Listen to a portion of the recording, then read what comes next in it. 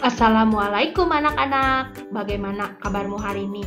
Mudah-mudahan kalian dalam keadaan sehat dan tetap semangat mengikuti pembelajaran. Hari ini kita akan belajar tema 7, peristiwa dalam kehidupan, subtema 1, peristiwa kebangsaan masa penjajahan, pembelajaran kelima. Peristiwa Sumpah Pemuda 1928 memberi dampak yang sangat besar terhadap perjuangan pergerakan nasional.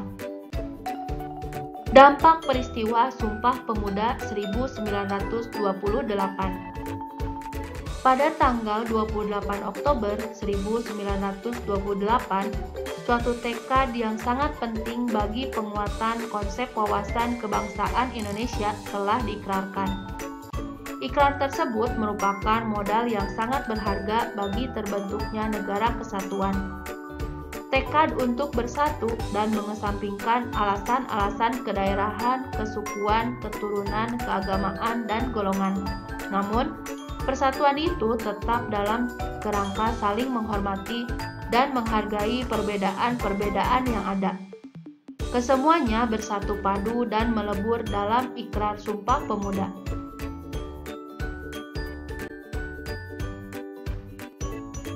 Sejak peristiwa Sumpah Pemuda 1928, dunia dikejutkan oleh kemampuan dan kebulatan tekad bangsa Indonesia untuk bersatu padu dalam sebuah ikatan kebangsaan. Pengaruhnya pun sangat besar bagi organisasi pergerakan. Organisasi-organisasi politik yang lahir setelah peristiwa Sumpah Pemuda semuanya memakai kata Indonesia dalam namanya. Begitupun dengan organisasi yang masih bersifat kedaerahan mulai memproses untuk bersatu dalam satu wadah, yaitu Organisasi Indonesia Muda.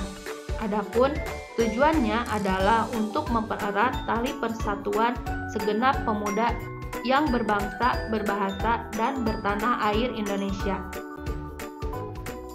Peristiwa Sumpah Pemuda telah membawa kesadaran dalam diri setiap orang akan pentingnya persatuan dan kesatuan dalam sebuah bangsa. Penyatuan berbagai sifat kedaerahan menjadi sifat nasional terus dilakukan. Peristiwa Sumpah Pemuda menegaskan rasa senasib sepenanggungan sebagai satu bangsa. Rasa inilah yang kemudian menyebabkan timbulnya semangat persatuan untuk membentuk sebuah negara kesatuan.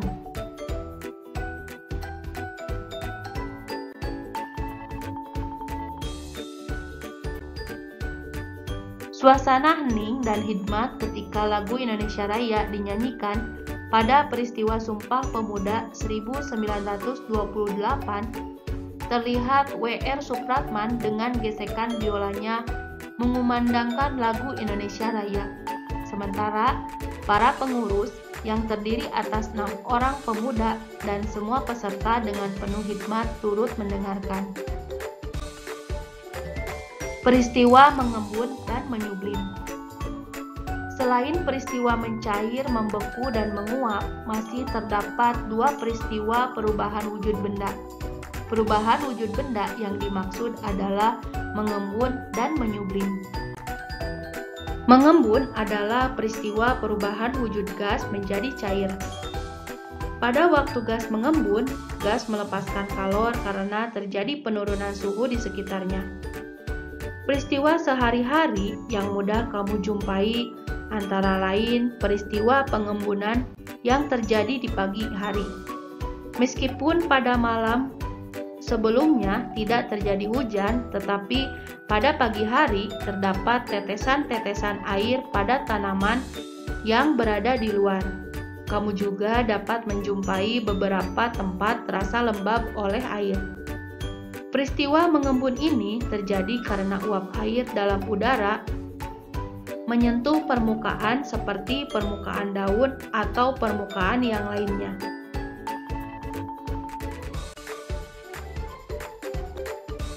Peristiwa mengembun lainnya yaitu adanya titik-titik air di bagian luar gelas yang berisi es.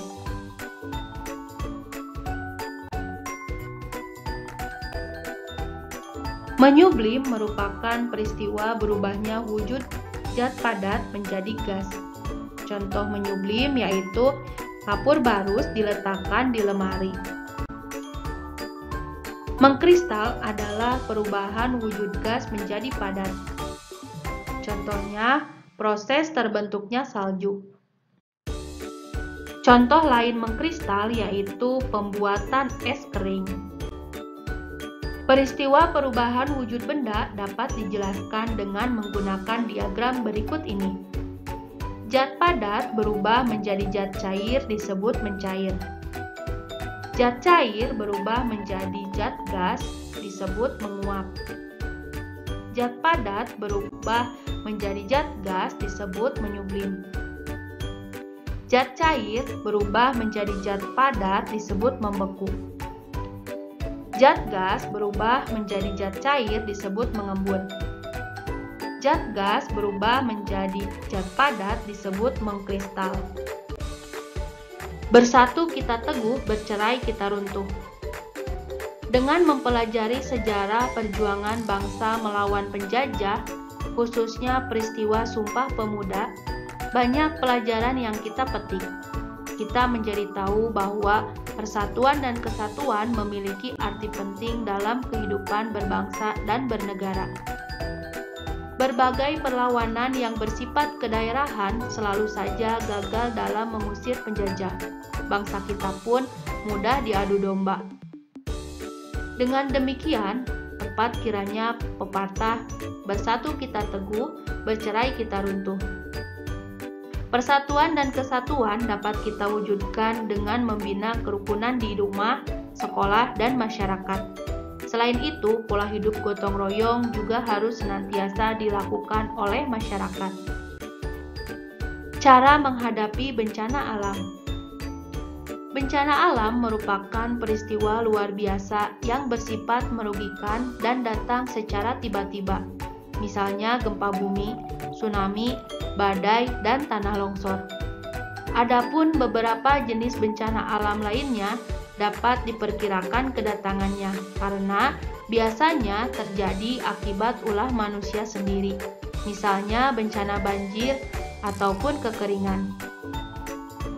Apapun bencananya, biasanya membawa dampak buruk dan merugikan, baik merugikan harta benda, jiwa maupun kerusakan lingkungan. Oleh karena itu, kita harus selalu siap siaga dalam menghadapi kemungkinan terjadinya bencana alam. Langkah-langkah yang dapat kita lakukan dalam menghadapi bencana alam sesuai dengan jenis bencana alam tersebut antara lain sebagai berikut. Beberapa hal yang dapat dilakukan ketika ada tanda-tanda akan datangnya tsunami adalah sebagai berikut. Tetaplah tenang, jangan panik, ingat dan berdoalah kepada Tuhan. Usahakan menjauhi jaringan listrik supaya terhindar dari sengatan listrik. Berlarilah menuju tempat yang lebih tinggi, misalnya menuju bangunan gedung berkontribusi baja pada lantai yang paling tinggi. Jika sedang berada dalam kendaraan dan tidak memungkinkan berlari, segeralah keluar dan menuju tempat yang lebih tinggi. Dekatilah benda yang mudah mengapung dalam air, seperti bambu kering, papan kayu, atau pohon yang mengapung. Jika kalian tidak bisa menghindar dan terbawa arus air, berusahalah untuk berenang. Jangan mencoba menahan arus air itu dan berusaha untuk memegang benda-benda yang sedang terapung. Hal-hal yang sebaiknya dilakukan sesudah terjadinya tsunami adalah sebagai berikut. Ketika kembali ke rumah, jangan lupa memeriksa kerabat satu persatu. Jangan memasuki wilayah yang rusak, kecuali dinyatakan aman. Hindari instalasi listrik. Datangi posko bencana untuk mendapatkan informasi, lalu jalinlah komunikasi dan kerjasama dengan warga sekitar. Bersiaplah untuk kembali ke kehidupan yang normal. Berikut ini adalah beberapa tindakan yang dapat kita lakukan pada saat terjadi gempa. Berusaha untuk tenang dan berdoalah kepada Tuhan. Usahakan untuk berada di luar bangunan. Semakin jauh dari bagian luar bangunan lebih baik. Jangan berada dekat bangunan yang mudah runtuh, seperti pintu atau lemari. Jangan berada di dekat benda yang mudah pecah seperti kaca. Jauhi saluran listrik agar tidak terkena sengatan listrik.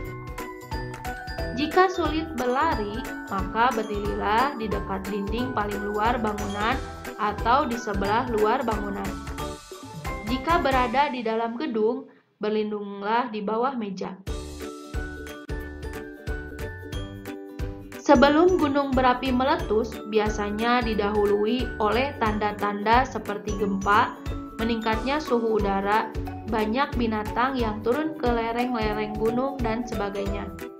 Jika melihat tanda-tanda tersebut, sebaiknya kita segera berkemas untuk mengungsi ke tempat yang aman dari akibat letusan gunung berapi tersebut. Badai dan angin topan dengan kecepatan tinggi sering terjadi saat pergantian musim atau perubahan cuaca secara mendadak. Jika terjadi hal tersebut, untuk menghindarkan diri dari bencana, sebaiknya segera keluar dari rumah dan mencari tempat yang aman. Terjadinya tanah longsor dapat dikurangi dengan jalan tidak membuat bangunan di lereng gunung, reboisasi, dan menutup permukaan tanah yang kosong dengan tanaman. Untuk menghadapi tanah longsor, sebaiknya kamu segera lari ke arah samping longsoran, jangan ke arah bawah. Apabila kamu berlari ke arah samping, maka kamu tidak akan terbawa atau tertimbun tanah, sebab tanah yang longsor arahnya pasti ke bawah.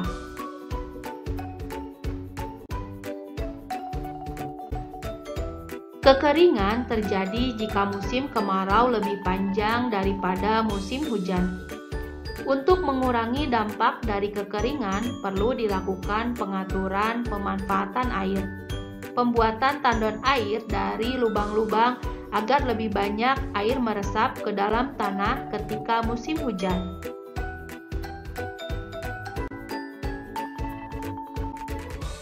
Bencana banjir biasanya terjadi pada musim penghujan dan seringkali melanda daerah-daerah tertentu setiap tahun. Dengan demikian, dapat dikatakan sebagai bencana tahunan. Untuk mencegah banyaknya kerugian akibat banjir, dapat dilakukan upaya reboisasi, penghijauan, pengerukan sungai yang dangkal, pembuatan sumur-sumur resapan, dan penertiban bangunan di daerah aliran sungai. Namun, apabila banjir terjadi, kamu dapat memindahkan dengan segera benda-benda yang mudah rusak oleh air ke tempat yang tinggi. Sekarang kita akan belajar menentukan volume tabung atau silinder. Perhatikan gambar tabung berikut. Mencari volume tabung hampir sama dengan mencari volume prisma, yaitu luas alas dikalikan tinggi tabung. Alas tabung berbentuk lingkaran. Jadi, formulanya sebagai berikut.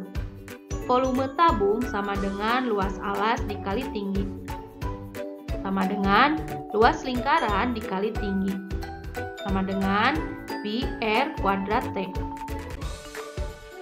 Jadi, volume tabung adalah V sama dengan pi R kuadrat T, yang mana V adalah volume tabung, R adalah jari-jari alas tabung, T adalah tinggi tabung, pi adalah nilai perbandingan keliling dan diameter lingkaran yang besarnya mendekati 22/7 atau 3,14.